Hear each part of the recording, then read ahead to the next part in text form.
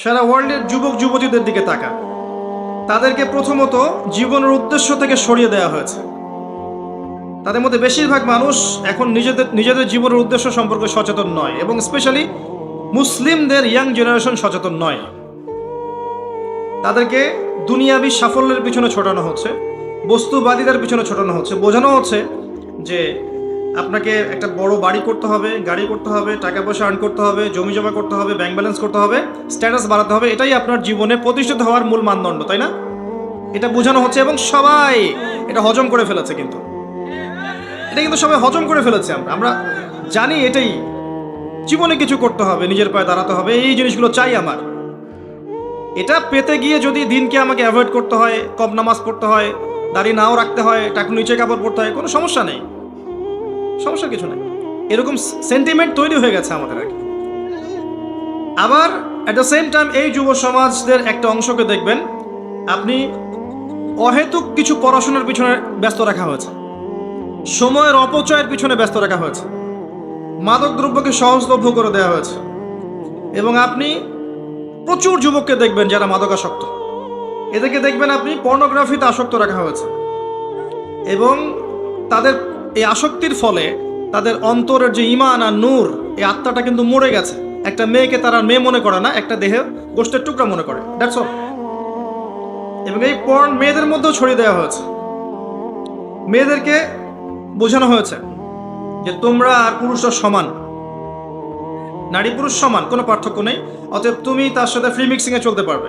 স্কুলে free mixing, কলেজে free mixing, বিশ্ববিদ্যালয়ে ফ্রি মিক্সিং, চাকরি ক্ষেত্রে ফ্রি মিক্সিং, মার্কেটে সব জায়গায় ফ্রি মিক্সিং।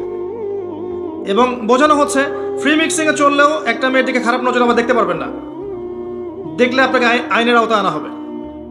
এই হযবরল অবস্থার মধ্যে দেখা গেছে যে নারী পুরুষ একসাথে থাকতে থাকতে জেনা বেড়েছে, এর কোনো শেষ নাই। ধর্ষণ বেড়েছে, এর কোনো প্রতিবন্ধকতা নাই, এবং এর কোনো সবগুলোর একই মানদণ্ডে বিচারও হচ্ছে না। আপনি খেয়াল করে দেখবেন ব্যভিচার বেড়েছে, সংসারগুলো ভেঙেছে, ডিভোর্সের সংখ্যা ভেঙেছে, এবং নারী পুরুষের যে মূল্যবোধ, হৃদ্যতা, ভালোবাসা, এটা ভেঙে গেছে। এর ফলশ্রুতিতে আরও একটা সমস্যা হয়েছে, সেটা হলো সমকামিতা। এখন ছেলে আর মেয়ের দিকে মজা পাচ্ছে না, এখন ছেলে ছেলের দিকে যাচ্ছে। এবং এটা এখন র্যাপিডলি বাড়ছে, সারা ওয়ার্ল্ডে র্যাপিডলি বাড়ছে সমকামিতা, কওমে লূতের সে আচরণ। নবী সাল্লাল্লাহু আলাইহি ওয়াসাল্লাম বলেছিলেন আমার উম্মতের মধ্যে এই সমস্যাটা আসবে, আমার উম্মতের মধ্যে সমকামিতা ছড়াবে। সমকামীদের সংগঠন পর্যন্ত আমাদের দেশেও আছে, বাইরের কান্ট্রিতেও আছে, তার আন্দোলনও করে থাকে অধিকারের জন্য। নারী পুরুষের ফ্রি মিক্সিং এর মধ্য দিয়ে আপনার এই জিনা, এই আপনার এই যে পর্নোগ্রাফি, এই যে অশ্লীল সংস্কৃতি, এগুলো দিয়ে পরিবারগুলো যখন ভেঙে গেছে, হৃদ্যতা, বন্ধন, ভালোবাসা এগুলো উঠে গেছে। ভালোবাসার জায়গা দখল করেছে এখন যৌনতা, ভালোবাসার জায়গা এখন যৌনতা দখল করেছে। আমার কথা কি বুঝতে পারছেন? যৌনতা এক অন্য জিনিস, আর লাভ, ভালোবাসা কিন্তু অন্য একটা জিনিস, তাই না? আপনি মাকে ভালোবাসেন না, এখানে যৌনতার ছোঁয়া আছে। আপনি আপনার মেয়েকে ভালোবাসেন না, যৌনতার কোনো ছোঁয়া আছে। বোনকে ভালোবাসেন না, যৌনতার কোনো ছোঁয়া আছে। স্ত্রীকে আমরা মহব্বত করি না, এখানে কি উগ্রতার কোনো ছোঁয়া আছে? এটা একটা মহব্বতের সম্পর্ক না? কিন্তু আপনি খেয়াল করে দেখেন যে এই ফ্রি মিক্সিংয়ের মধ্য দিয়ে, নারী পুরুষের অবাধ মেলামেশার মধ্য দিয়ে আপনি দেখবেন হিংস্রতা বেড়েছে। একটা মেয়েকে দেখলে সম্মানের চোখে কেউ তাকাচ্ছে না, হিংস্রতার চোখে তাকাচ্ছে, ভোগের চোখে তাকাচ্ছে। এর ফলশ্রুতিতে হারাম অ্যাফেয়ার্স বেড়েছে, জেনা বেড়েছে, বিবাহ বিচ্ছেদ বেড়েছে, ডিভোর্স বেড়েছে, আপনার পরকীয়া বেড়েছে, ধর্ষণ বেড়েছে। এগুলোর আলটিমেট বিচার কিন্তু করা সহজ নয়, কারণ কাঠামো ভেঙে গেছে। এখন আপনাকে দেখাচ্ছি এই যে এডুকেশনাল শির্ক কি এখান থেকে উৎপত্তি হয়েছে না ওই দিক থেকে? ওই দিক থেকে, পশ্চিমা থেকে। এই অর্থনৈতিক শির্ক এর মূল বেস কি এই দিক থেকে না ওই দিক থেকে? আপনার এই যে পর্নোগ্রাফি, মাদকের পুরো সয়লাভ, আপনার এই যে free mixing, feminist revolution, economic sanction, যত বিষয়গুলো আছে এগুলো কোত্থেকে আসছে? পৃথিবীর একটা অংশ থেকে এসেছে, এবং এই অংশটাই সারা ওয়ার্ল্ডকে এখন রুল করতে চায়। এবার আসেন আপনি ওয়ার্ল্ডের দিকে, এই অংশটা সারা বিশ্বকে রুল করতে চায় প্রত্যেকটা সেক্টরে। এদের মধ্যে এখন দুটো গ্রুপ আছে। কয়টা গ্রুপ? একটা গ্রুপ উদ্ধত অহংকারী, যাদেরকে আমরা বলছি যে পশ্চিমা সভ্যতা, যার সাথে যে ন্যাটো আছে, ওয়ার্ল্ড ব্যাংক আছে, ইউনাইটেড নেশনস আছে, আপনার আমেরিকা আছে, ইসরায়েল আছে, ব্রিটেন আছে, এরা সবাই একজোট এবং তাদের মূল উদ্দেশ্য they want to rule the world. তারা এই পুরো বিশ্বকে শাসন করতে চায়, তারা এই পুরো বিশ্বকে শাসন করতে চায়। এর অপোজিশনে দেখবেন অমুসলিমদের একটা গ্রুপ আছে যারা ওদের মতো উদ্ধত অহংকারী নয়। তাদের মধ্যে দেখবেন চায়না আছে, রাশিয়া আছে, উত্তর কোরিয়া আছে, ভেনিজুয়েলা আছে, এরা আছে, ইরান আছে। এরা আরেকটা কন্টিনেন্ট এবং তারা সামরিক দিক থেকে, প্রযুক্তির দিক থেকে, অস্ত্রশস্ত্রের দিক থেকে এত উন্নতি করেছে যেটা রহস্যজনক, মিস্টেরিয়াস এবং অভাবনীয়। এত উন্নতি করেছে আপনার কল্পনার বাইরে। এবং এই সমস্ত বিষয়ের আড়ালে একটা রাষ্ট্র বিগত 100 বছরে আস্তে আস্তে আস্তে আস্তে আস্তে আস্তে এমন শক্তিশালী জায়গায় চলে গেছে যাকে ডমিনেট করা এখন চারটাখানি কথা নয়। তার নাম কি? ইসরায়েল। তার নাম ইসরায়েল। বিগত 70-80 বছরে সে যা করেছে, আরবদের কলিজার উপর বসেই 3-3টা না 4-4টা যুদ্ধ থেকে পরাজিত করে ওদের কলিজার উপর বসেই তেল নিয়ন্ত্রণ, পলিটিক্স নিয়ন্ত্রণ, ইকোনমি নিয়ন্ত্রণ, ভৌগোলিক সীমানা বাড়ানো, বসতি নির্মাণ করা, পররাষ্ট্রনীতি অ্যাপ্লাই করা, সামরিক ক্ষেত্রে উন্নতি করা, গোল্ড এবং সিলভার মজুত করা থেকে শুরু করে এমন কোনো ক্ষেত্র নাই যেটাতে সে এখন উন্নতির স্বর্ণ শিখরে নাই। তখন আমরা কি করছিলাম? আমরা জিলাপি খাচ্ছিলাম এবং খোরমা খাচ্ছিলাম। এবং আমরা কি করছিলাম দেখেন, আমরা ছিলাম ও অমুক, ও হানাফি, ও সালাফি, ও বেরলবি, ও তাবলিগ, ও জামাত, ও দেওবন্দি, ও আটরশি, ও মাইজ ভান্ডারি, এগুলোতে ছিলাম আমরা। কে কোথায় হাত বাঁধবে, কেউ রফুলেদান করবে কি করবে না, পাইপা লাগাবে কি লাগাবে না, মানে এগুলো আমাদের জন্য ছিল বড় জিহাদ। তখন এগুলো করে আমরা মসজিদগুলোকে ভাগ করেছি এবং ভাবখানা এমন যে আমরা খিলাফা কায়েম করেছি মাশাআল্লাহ। তো সত্যি কথা, এগুলো দুঃখের সাথেই বলছি, এগুলো আমাদের ল্যাকিং ছিল। এমন নয় এর বাইরে ওলামায়ে কেরাম চেষ্টা করেনি, এমন নয়, কিন্তু তাদের শব্দগুলো বৃত্তের মধ্যে বন্দী ছিল। এগুলো কথা মানুষ শুনতোই না, বৃত্তে বন্দী ছিল, মানুষ শুনতো না, মূল্যায়ন করতো না। এবং তাদের সংখ্যা নিতান্তই কম যারা এগুলো নিয়ে ভেবেছেন, উম্মাকে সতর্ক করার চেষ্টা করেছেন। এক পর্যায়ে তাদের অবস্থান হয়েছে হয় মাটির তলে, না ওরা নিরুদ্দেশ নাই। তো আমরা বিশ্বাস করি ইনশাআল্লাহ যে আমাদেরকে দ্বারা হয়তো কিছু হচ্ছে না এবং হয়তো বা হবেও না, আল্লাহ ভালো জানেন। কিন্তু একটা প্রজন্ম আসবে ইনশাআল্লাহ সামনে, যেই প্রজন্ম ইনশাআল্লাহ আযজা ওয়া জাল আল্লাহর জমিনে আল্লাহর দ্বীনের পতাকা কায়েম করেই ছাড়বে ইনশাআল্লাহ। আমি পারলাম না, আমার সে যোগ্যতা নাই, আমরা হয়তো পারলাম না, ব্যর্থ, কিন্তু ইনশাআল্লাহ এমন একটা প্রজন্ম আসবে যারা এটা এই আল্লাহর জমিনে এটা করে দেখাবে ইনশাআল্লাহ। এই সময়টুকুর মধ্যে ও রাইজ করেছে এবং সে সামনে ইনশাআল্লাহ এই কারণে বলছি যে এর পরেই কিন্তু দাজ্জালের বের হওয়াটা আসবে। দাজ্জাল বের হয়ে কিন্তু এই জিউসদেরকে নিয়েই বিশ্ব শাসন করবে। অতএব তারা আরো উন্নতি করবে, তারা প্রতিটা ক্ষেত্রে দেখবেন আরো উন্নতি করবে এবং দিন দিন দেখ মুসলিমদের জন্য জমিন সংকুচিত হবে, জুলুম বাড়বে, অত্যাচার বাড়বে, আমাদের উপর এই বিপদ আপদ বালা মুসিবত আরো বেশি করে আসবে এবং সে উন্নতি করবে এবং দেখবেন সে সারা ওয়ার্ল্ডকে রুল করছে থেকে মাসিহুদ দাজ্জাল ওদেরকে নিয়ে বিশ্ব শাসনের মিশনে নামবে। ঠিক তখন আল্লাহ রাব্বুল আলামিন এই যে ইমামুল মাহদি, ঈসা ইবনে মারিয়াম, এই ব্যাটলগুলো আল্লাহ ভালো জানেন, হয়তো বা নিউক্লিয়ার ওয়ারও হতে পারে, আল্লাহ ভালো জানেন, এগুলো পরে হবে ইনশাআল্লাহ তাআলা।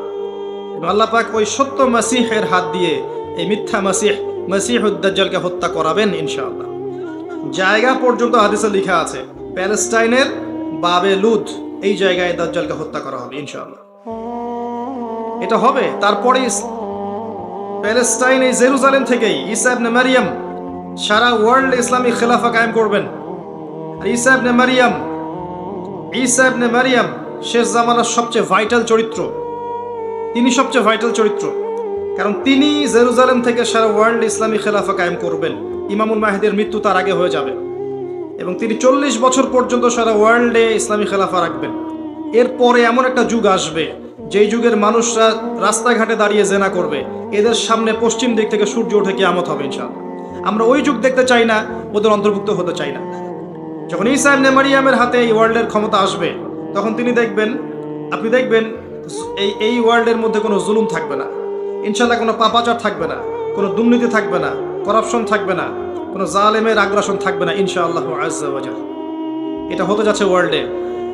আপনাকে বোঝানো হবে ওয়ার্ল্ড এগিয়ে যাচ্ছে, এখন আমরা পৃথিবীতে আছি, কয়দিন পর চাঁদে থাকবো, তারপর মঙ্গলে থাকবো, তারপর ওই গ্রহে থাকবো। আপনাকে স্বপ্ন দেখানো হবে, আসলে বাস্তবতা এমন হবে না। তবে এতটুকু আমার আন্দাজ, আমি ভুল হতে পারি, আল্লাহু আ'লাম বিসসাওয়াব, আমার অনুমান কয়দিন পর হয়তো এমন হতে পারে যে পৃথিবীর পরাশক্তিগুলো বলবে ওই গ্রহ আমার, একজন বলবে না ওই গ্রহ আমার, ওই গ্রহ আমার, এরকম হবে আমার ধারণা সামনে। এবং দেখবেন গ্রহের দখল নিয়ে মহাকাশে যুদ্ধ করছে এরা, দেখবেন। আপনি হাসছেন, গ্রহের দখলকে কেন্দ্র করে দেখবেন এই স্টার ওয়ারও হতে পারে, দেখে নিয়েন। অলরেডি এই প্রসেসও চলছে, মহাকাশ বাহিনী পর্যন্ত গঠন করা হয়েছে। কারেন্ট অ্যাফেয়ার্স পড়েন, মহাকাশ বাহিনী পর্যন্ত গঠন করা হয়েছে। কি জন্য মহাকাশ বাহিনী গঠন করতে গেছে বলেন দেখি? এমনি এমনি এখানে খরচ করতে হয় না টাকা পয়সা, এমনি টাকা পয়সা খরচ করে, প্ল্যান ওদের অনেক বেশি। আমি কখনো বলিনি যে এরা ইয়াজুজ আর মাজুজ, এটা আমি কখনো বলিনি। আমি শুধু এতটুকু বলেছি যে এদের আগ্রাসন দেখে মনে হয় যে ওদের মধ্যে ইয়াজুজ আর মাজুজের খাসলত, চরিত্র, স্বভাব আছে, এতটুকু বলছি, আর কিছু বলিনি। এই হচ্ছে বিশ্বের শেষ হতে যাচ্ছে ইনশাআল্লাহ। এখন মাঝখানে একটা পয়েন্ট চলে আসছে যে আপনার আমার করণীয় কি। জাস্ট কয়েকটা পয়েন্ট বলে শেষ করছি। আর আপনি আমি কি করব? কয়েকটা অপশন, যা হচ্ছে হতে দেন, চুপচাপ বসে থাকেন, মসজিদে কোনায় বসেন, তাসবিহ তাহলিল করেন, সুবহানাল্লাহ আলহামদুলিল্লাহ পড়েন, নামাজ পড়েন, রোজা রাখেন, হজ করেন, যাকাত দেন, protestant version of Islam follow করেন, কোনো সমস্যা হওয়ার কথা না। অপশন 2, বস্তুবাদিতা যেভাবে আছে এভাবে যাক, আমাকে বাড়ি গাড়ি টাকা পয়সা করতে হবে, ইসলাম ধর্ম এসব পরে দেখা যাবে, একটা জীবন এনজয় করে নেই, এটাও একটা দর্শন। আপনি চাইলে এদিকেও যেতে পারেন। আরেকটা দর্শন হচ্ছে আপনি ইসলাম পরিপূর্ণরূপে ফলোও করবেন, পরিবারেও প্রতিষ্ঠা করবেন, আপনার সাধ্য অনুযায়ী জান মাল সময় শ্রম দিয়ে আপনি ইসলামটাকে এগিয়ে নেবেন, যাতে আগামী দিনগুলোতে পরবর্তী প্রজন্মের জন্য ওই চ্যালেঞ্জ ফেস করাটা সহজ হয়। কোনটা আপনি বেছে নেবেন? এর জন্যে প্রথমত জ্ঞান অর্জন করতে হবে, একদম কনস্ট্রাকটিভ সিলেবাসে পড়াশোনা করতে হবে। কোরআন, হাদিসগুলো, আরবি ভাষা, আপনার এই যে তাফসির, ফিকহ, ইসলামের ইতিহাস, ইসলামের অর্থনীতি, জিওপলিটিক্স, এই সব বিষয় পড়তে হবে, আগে পড়াশোনা করতে হবে। পড়াশোনা না করলে আপনার দুই চোখ কখনোই খুলবে না, এটা 1 নম্বর নসিহত। 2 নম্বর হচ্ছে জানা অনুযায়ী অবশ্যই আমল করতে হবে। যারা বেআমল জ্ঞানী মানুষ, তাদের কিন্তু কথায় তাসির হয় না, তাদের দ্বারা সমাজ কখনো পরিবর্তিত হয় না। অতএব আমল করতে হলে আমাকে রাসূল সাল্লাল্লাহু আলাইহি ওয়াসাল্লামের সুন্নাহ মেনে চলতে হবে। পারবো না ইনশাআল্লাহ? 24 ঘন্টার সুন্নাহ ফলো করার চেষ্টা করতে হবে, এবং তাকে এমন একজন ব্যক্তির মতো আমাকে গ্রহণ করতে হবে যে জীবন দিয়ে দিলেও তার সুন্নাহ বা আদর্শ কখনো ছেড়ে দিবেন না। এটা হওয়া উচিত। আর কি করা যেতে পারে? আমরা হালাল অর্থনীতির চেষ্টা করতে পারি। হালাল খাবেন, হালাল পড়বেন, হারামে যাবেন না, সুদ ঘুষ দুর্নীতি আত্মসাৎ থেকে দূরে থাকেন, না খেয়ে থাকেন তাও হারামে যায়েন না, এটা এক নসিহত। আর কি থাকতে পারে? আপনার পরিবারের আদর্শটা গড়ে তোলেন, আগে একটা ইউনাইটেড পরিবার গড়ে তোলেন। পরিবারগুলো এখন বিভক্ত হয়ে গেছে। হৃদ্যতা ভালোবাসাপূর্ণ ইসলামিক পরিবার, যেখানে তাওহীদ থাকবে, সুন্নত থাকবে, হালাল রিজিক থাকবে, তালিম থাকবে, পর্দা থাকবে, সবার সম্মান দেওয়ার মানসিকতা থাকবে, যেখানে বস্তুবাদিতা থাকবে না, শিরিক থাকবে না, বিদআত থাকবে না, কুফর থাকবে না, এমন একটা পরিবার গঠন একক গড়ে তোলেন। পারবেন না ইনশাল্লাহ? এরপর কি করা যেতে পারে? এরপর আমাদের উচিত পরবর্তী জেনারেশনটাকে মানুষ করা। 2টা জেনারেশনের দিকে ফোকাস করা উচিত, এই ইয়াং জেনারেশন এবং পরের বাচ্চাদের জেনারেশন। যারা বয়স হয়ে গেছে আপাতত তাদের কথা ভুলে যান, এই 2টার দিকে তাকান, ফোকাস করেন। এর সাথে মেয়েদের দিকে তাকান, আমাদের বোনদের দিকে তাকান, এই 3টা জেনারেশনের দিকে ফোকাস করেন। তাদেরকে সঠিক সিলেবাসে পড়াশোনা করান, আমল করান, তাদের হতাশা দূর করার চেষ্টা করেন, জীবনের উদ্দেশ্য বোঝান, তাদেরকে আল্লাহর জন্য কাজ করতে শেখান, তাদের জীবনটাকে আল্লাহর জন্য বিলিয়ে দেওয়ার মানসিকতা তৈরি করতে শেখান। আপনার সন্তানদেরকে সঠিক প্যারেন্টিং দেন, ইসলামিক প্যারেন্টিং দেন, ভালো খাবার খাওয়ান, ভালো পরিবেশে বড় করেন, ভালো স্কুলে দেন, ভালো কলেজে দেন, ভালো মাদ্রাসায় দেন, মানুষের মতো মানুষ রূপে গড়ে তোলেন। এটা চ্যালেঞ্জ একটা। আর বাচ্চাদেরকে নষ্ট করার পুরো প্ল্যান ওরা করে ফেলেছে। বাচ্চাদেরকে নষ্ট করার পুরো প্ল্যান তারা করে ফেলেছে। এরপরে আর কি করতে পারেন?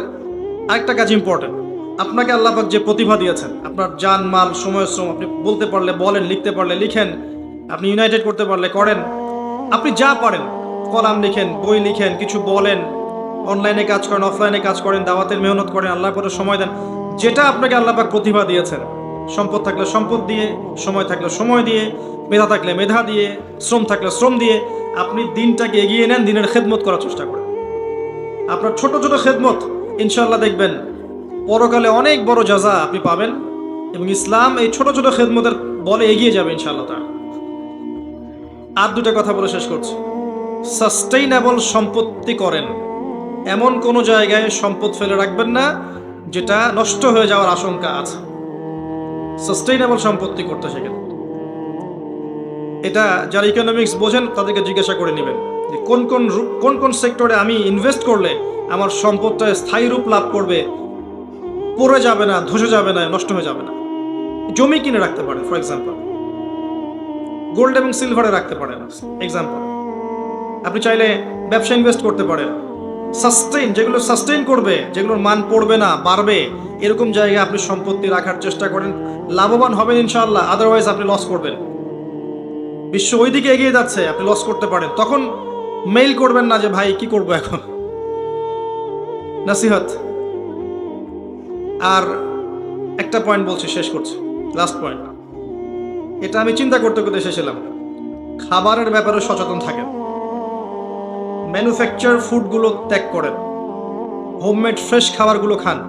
খাবারের মধ্য দিয়ে আপনার সূর্যবীর্য, শারীরিক মানসিক যে ক্ষমতাগুলো আছে, এগুলো ডে বাই ডে ডিসক্রিজ করছে, নষ্ট হচ্ছে, আপনি বুঝতে পারছেন। খাবারের ব্যাপারে সচেতন থাকেন, আদর্শ পরিবার গড়েন, শারীরিক কসরত করেন, ফিজিক্যালি স্ট্রং থাকেন, হালাল রিজিক খান, পড়াশোনা করেন, জানা অনুযায়ী আমল করেন, দিনের জন্য মেহনত করেন, কাজ করেন, ইনশাআল্লাহ দেখবেন ইনশাআল্লাহ আজ্জা ওয়া জাল সবার ছোট ছোট মেহনতগুলো যখন একসাথে হবে, এবং উম্মাহকে যখন আমরা ঐক্যবদ্ধ করার চেষ্টা করব, সবাইকে ভাই মনে করব, সবাইকে মুসলিম ভাই মনে করব, সবার ভালোটুকু নিব, খারাপটা ছেড়ে দিব, দেখবেন ইনশাআল্লাহ ক্ষুদ্র ক্ষুদ্র প্রচেষ্টাগুলোই আগামীতে দিনের বড় বিজয় নিয়ে আসবে ইনশাআল্লাহ আজ্জা ওয়া জাল। যেভাবে আপনাদের এই অঞ্চলে জুলুম, কুফর, শিরিক, জাদুগ্রস্ততা এগুলো দূর করে এই শাহজালাল রাহিমাহুল্লাহ তার এই 360 জন মুজাহিদ তারা যেভাবে এই জমিনটাকে পবিত্র করেছেন, এখানে ইসলামের পতাকা উড়িয়েছেন, ঠিক একই সুন্নত দেখবেন ইনশাআল্লাহ আগামীতেও আল্লাহ রাব্বুল আলামিন বাস্তবায়ন করবেন।